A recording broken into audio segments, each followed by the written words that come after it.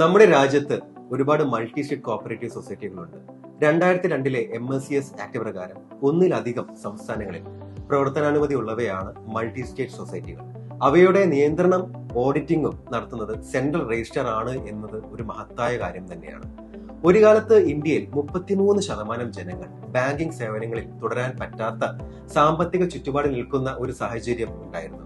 അവർക്ക് സാമ്പത്തിക ശീലം വളർത്തുവാൻ, ജീവിത നിലവാരം മെച്ചപ്പെടുത്തുവാനും ഏത് ചെറിയവനും ഡെപ്പോസിറ്റ് അല്ലെങ്കിൽ ഇൻവെസ്റ്റ്മെന്റ് ചെയ്യാനുള്ള അവസരം ഒരുക്കിക്കൊണ്ടാണ് ഓരോ മൾട്ടി സ്റ്റേറ്റ് സൊസൈറ്റികളും പ്രവർത്തിക്കുന്നത്. അതും ജാതി മത ഭേദമോ രാഷ്ട്രീയമോ ഇല്ലാതെ ഓട്ടോണമി ആൻഡ് ഇൻഡിപെൻഡൻസ് എന്ന് തന്നെ നമുക്ക് പറയാം. ഒരു മെമ്പേഴ്സിന്റെ സാമ്പത്തിക ഭദ്രത ഉറപ്പുവരുത്തുന്നതിനായി 2019 ബഡ്സ് ആക്ട് പ്രകാരമാണ് മൾട്ടി സ്റ്റേറ്റ് സൊസൈറ്റികൾ പ്രവർത്തിക്കുന്നത്.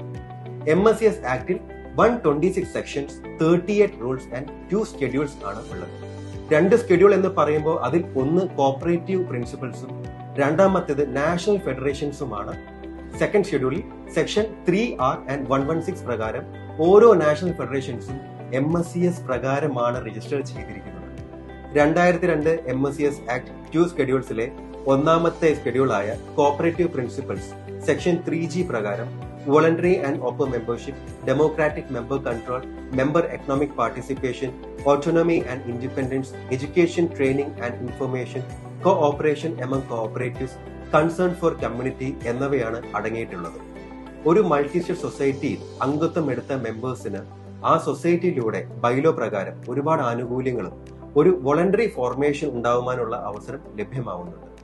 ഓരോ മെമ്പേഴ്സിനും സ്വയം ഭരണവും സ്വാതന്ത്ര്യവും ലഭിക്കുക എന്ന് പറഞ്ഞാൽ ഒരു ഫങ്ഷണൽ ഓട്ടോണമി, അതായത് പ്രവർത്തനപരമായ സ്വയം ഭരണം നമ്മുടെ രാഷ്ട്രം മൾട്ടി സ്റ്റേറ്റ് സൊസൈറ്റികളിലൂടെയും അനുവദിച്ച് തരുന്നുണ്ട് എന്ന സത്യം നമ്മൾ ഓരോരുത്തരും മനസ്സിലാക്കേണ്ടതാണ്. ഈ പറയുന്ന സൊസൈറ്റി ജെനുവിൻ ആണോ അല്ലെങ്കിൽ ഇത് കേന്ദ്ര ഗവൺമെന്റ് കീഴിൽ പ്രവർത്തിക്കുന്നതാണോ എന്ന് അറിയണമെങ്കിൽ റിസർവ് ബാങ്ക് ഓഫ് ഇന്ത്യയുടെ sachet.rbi വെബ്സൈറ്റിൽ രജിസ്റ്റേർഡ് എന്റിറ്റീസിൽ CRCS സെലക്ട് ചെയ്ത് നമുക്ക് സൊസൈറ്റിയുടെ രജിസ്റ്റേർഡ് നമ്പർ സെർച്ച് ചെയ്ത് പരിശോധിക്കാവുന്നതാണ്. നമ്മുടെ രാജ്യത്തെ പ്രമുഖ ബാങ്കുകളായ SBI, PNB, കാനറ ബാങ്ക്സ് മാത്രമല്ല the reserve bank of India വരെ അവരുടെ സ്റ്റാഫിന്റെയും ഓഫീസേഴ്സിന്റെയും അവരെ അസോസിയേറ്റ് ചെയ്തിരിക്കുന്ന മെമ്പേഴ്സിന്റെയും ഉന്നമതി മൾട്ടി സ്റ്റേറ്റ് സൊസൈറ്റി രജിസ്റ്റർ ചെയ്തുകൊണ്ടാണ് മുന്നോട്ട് പോകുന്നത്.